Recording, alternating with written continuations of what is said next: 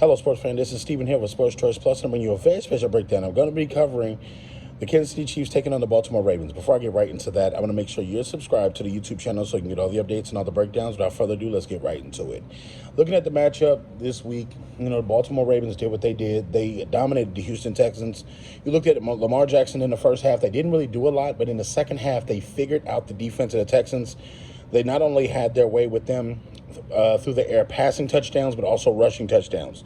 Lamar Jackson and company took what the Houston Texans gave them and just got down.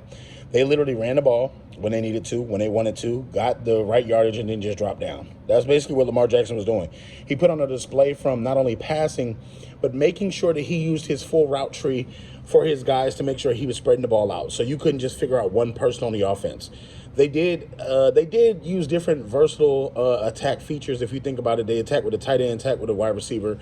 You had Odell Beckham playing decoy for a lot of plays, but Lamar did what he needed to do with his legs. He ran for 100 yards, and he also threw for over 100 yards. So when it's all said and done, it was a dominant performance. You're looking at Kansas City. They outlasted the Bills. They had their way late in the football game once they took the lead because they were literally not letting the foot off the gas pedal.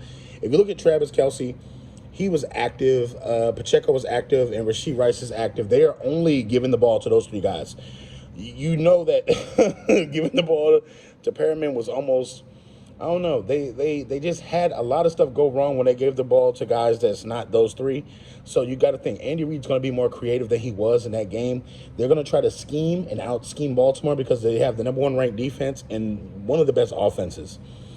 It's going to be tough because Patrick Mahomes doesn't really have a great offensive line.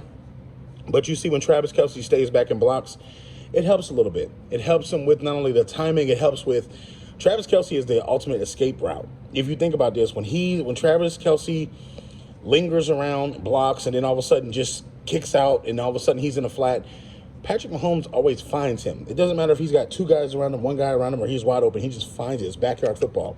So you got to watch that if you're the Ravens. You got to think about this. There's only three people that he really trusts. He's not really going to go one-on-one and deep bomb stuff to people because they've proven themselves they can't catch.